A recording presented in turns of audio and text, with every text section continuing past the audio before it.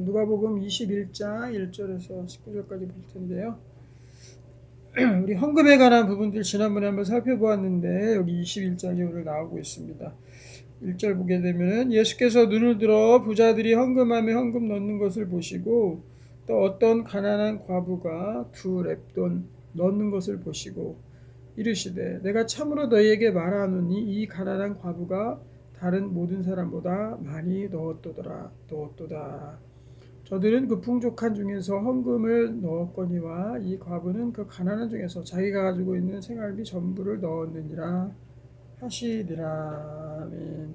이 과부는 왜 생활비 전부를 넣었을까요? 자기가 2렙돈이면은 이거는 굉장히 작은 돈이거든요. 그런데 왜 이 과부가 여기에서 저들이라는 것은 그때 당시에 있었던 종교 지도자들 많은 다른 사람들이었을 것입니다. 여기 보면 풍족하다고 했어요. 저들은 풍족한 중에서 넣었다 그랬는데 그러면은 풍족한 중에서 그러니까 잘 사는 사람들이 주변에 많이 있었다는 거죠. 그 사람들은 풍족한 중에서 일부를 떼어서 그 헌금을 넣습니다.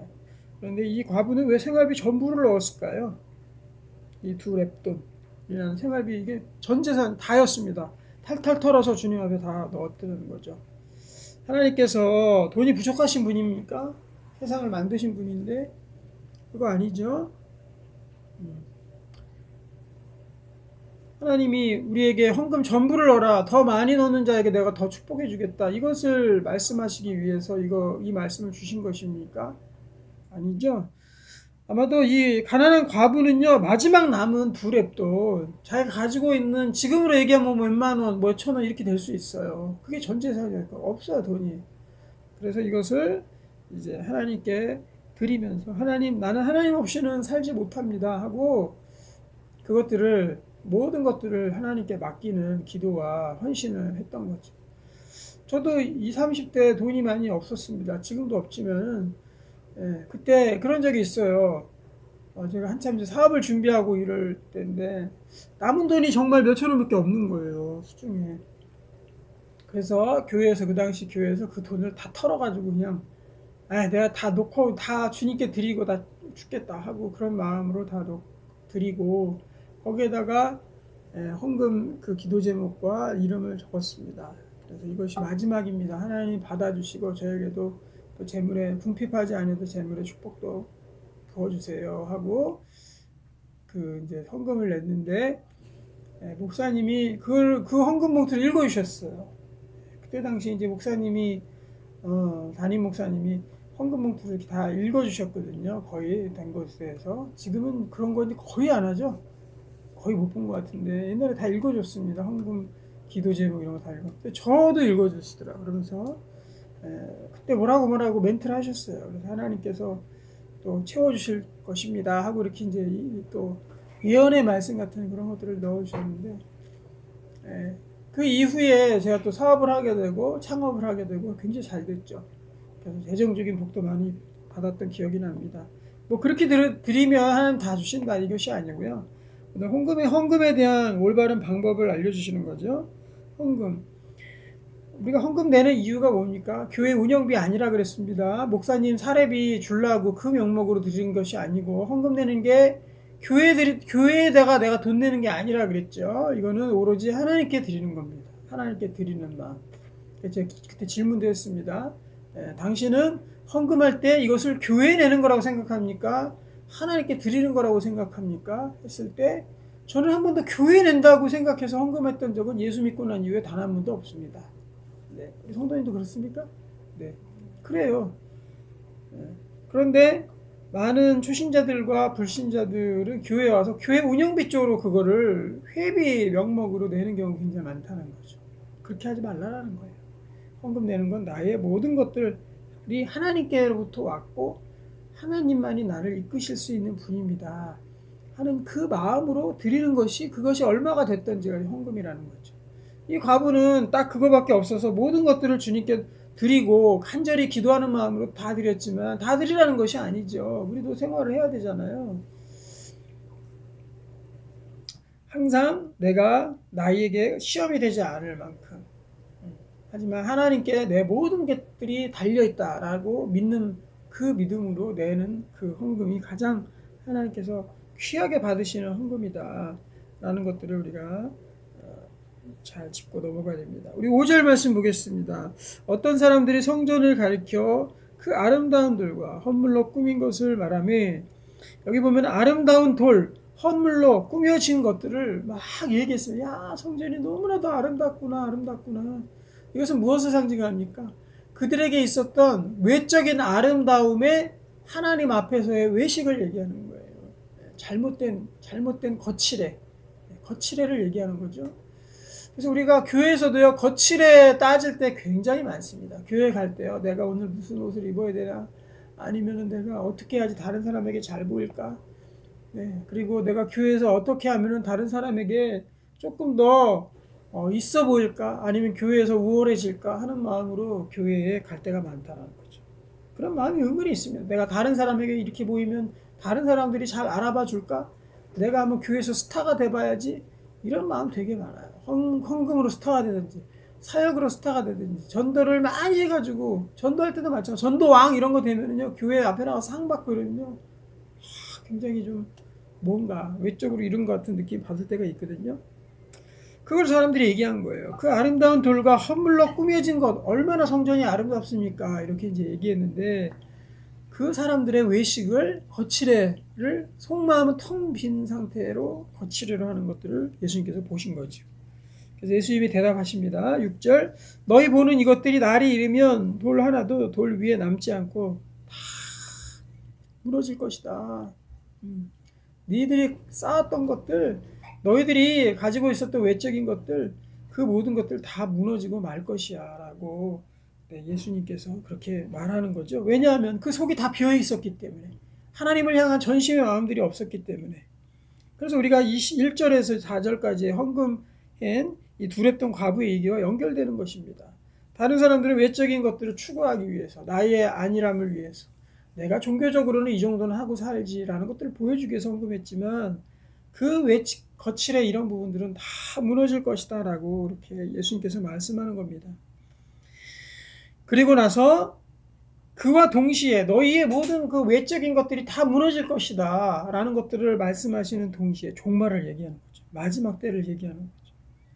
7절, 그들이 물어 이르되 선생님이여, 그러면 어느 때 이런 일이 있겠사오며 이런 일이 일어나려 할 때 무슨 징조가 있사오리이까? 하나님께서 도적같이 주님께서 마지막 때 오시기도 하지만 우리에게 징조를 보여주십니다.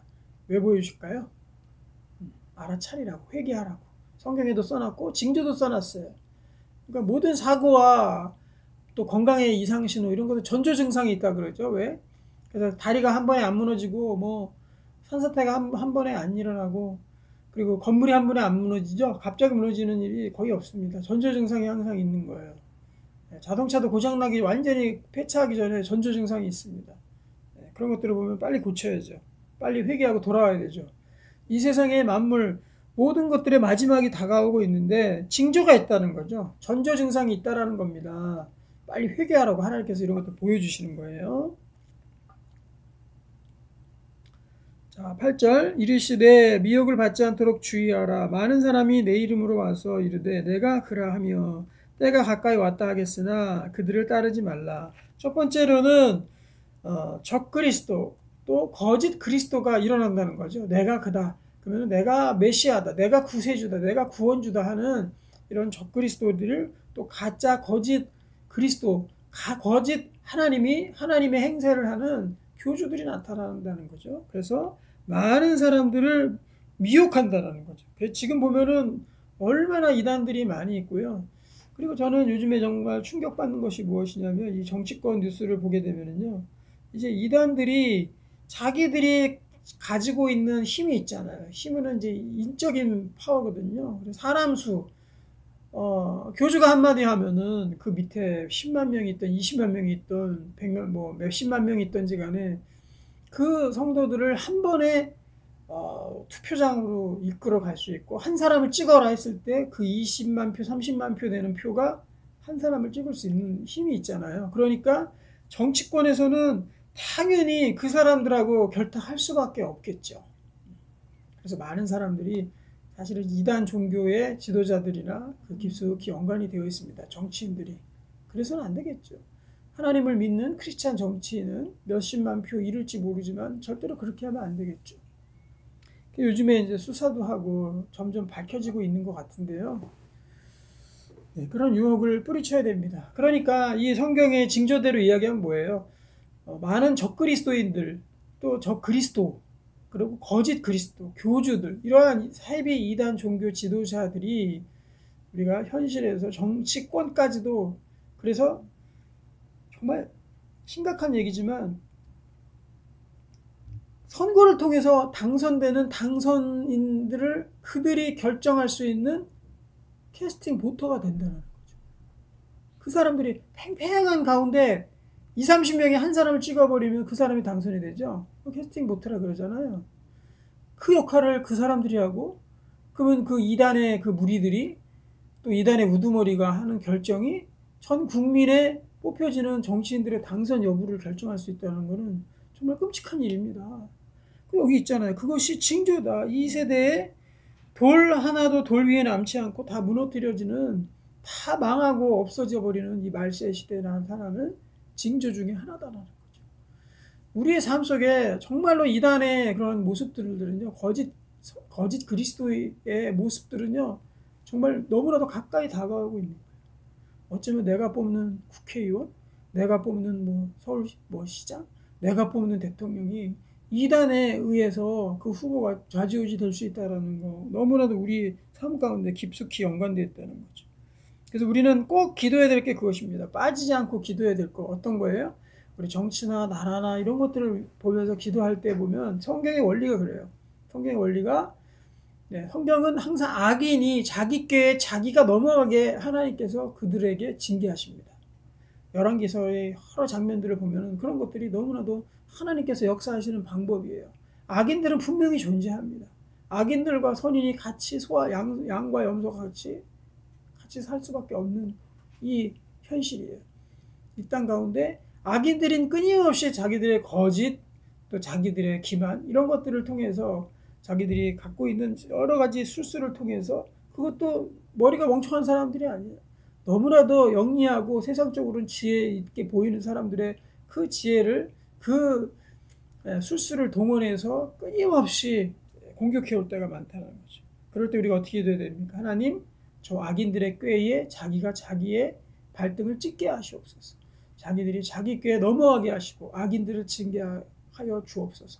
악인의 손에 넘어가지 않고 우상숭배의, 이 나라와 우상숭배자들의 손에 넘어가지 않게 하시고, 이 나라가 또 이러한 거짓 그리스도의 손에 넘어가지 않게 하옵소서라고 계속해서 기도해야 됩니다.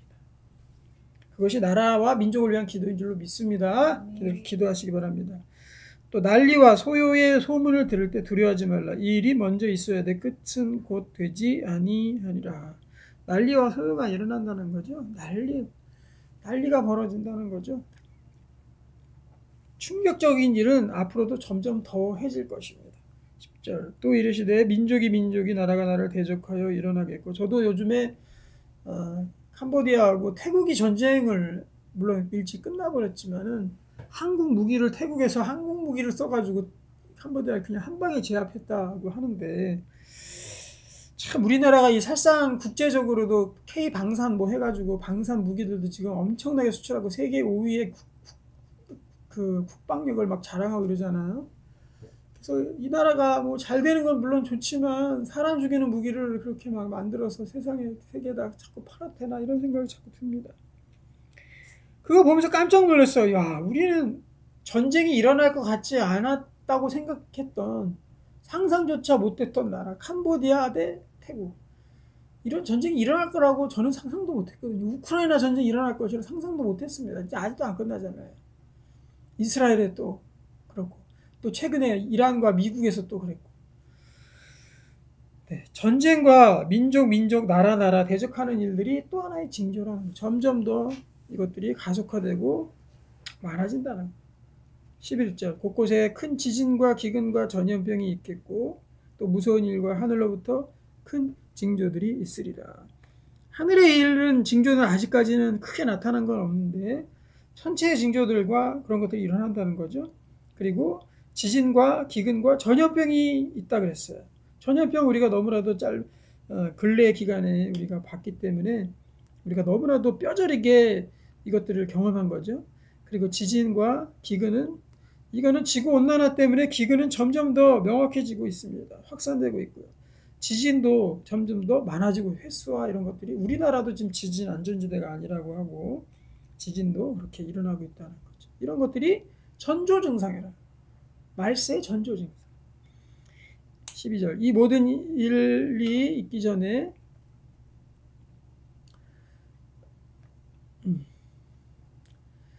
이 모든 일 전에 내가 내 이름으로 말미암아 너희에게 손을 대어 박해하며 회당과 옥에 넘겨주며 임금들과 집권자들 앞에 끌어가려니와. 네.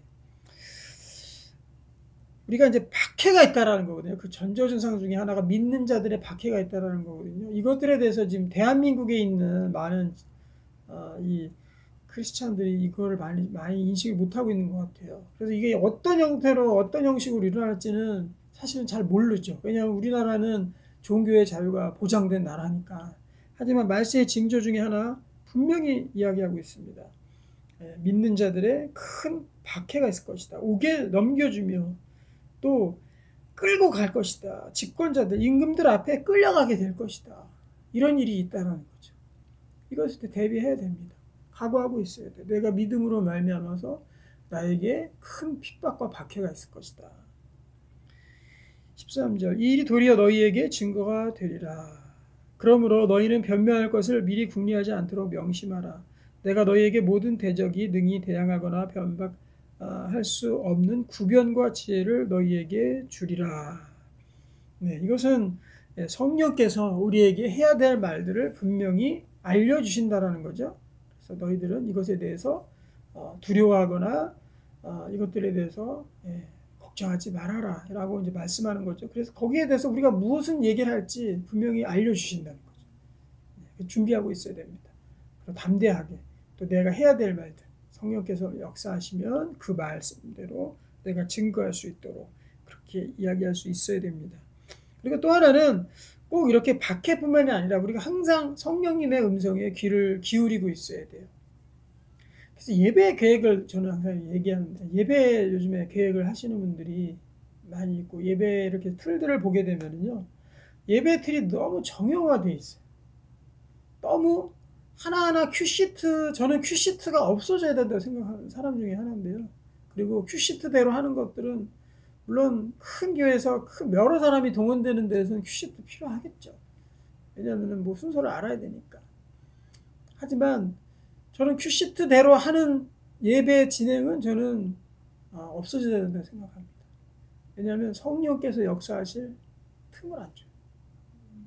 예를 들면 찬양 인도자를 제가 지난주에도 한 교회에 큰 교회 찬양 인도자를 좀 만나고 왔는데 그 사람한테 그 얘기 했어요. 평신도 인도자예요. 요즘에 찬양 콘티를 짭니다. 그리고 요즘 이제 우리 특히 이제 MZ 세대 그 찬양 그 같이 예배자들은 어떻게 하냐면 이제 반주자나 특히 이제 뭐 싱어나 아니면 특히 이제 반주자들이 그런 것 같아요.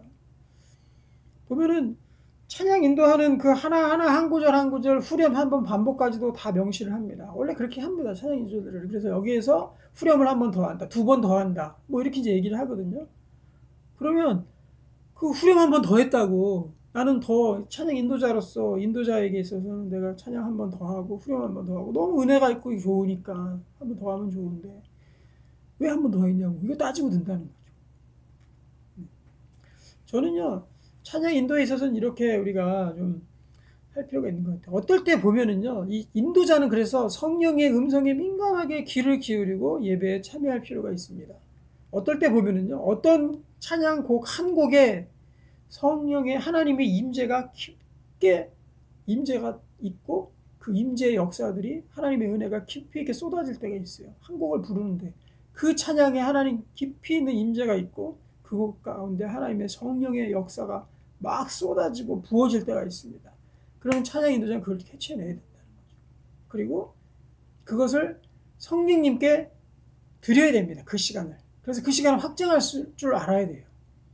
성령님께서 그 곡 가운데, 그것도 예배 분위기 가운데, 그 예배의 그 상황 가운데 성령께서 우리 예배 참여자들에게 깊게 임재할 수 있도록 그 찬양 인도자가 또는 예배 인도자가 그것들을 열어줄 줄 알아야 돼요.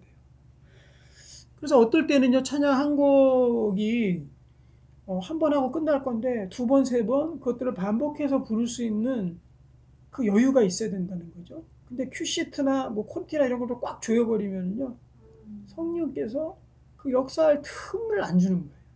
그냥 딱 짜여진 각본대로만.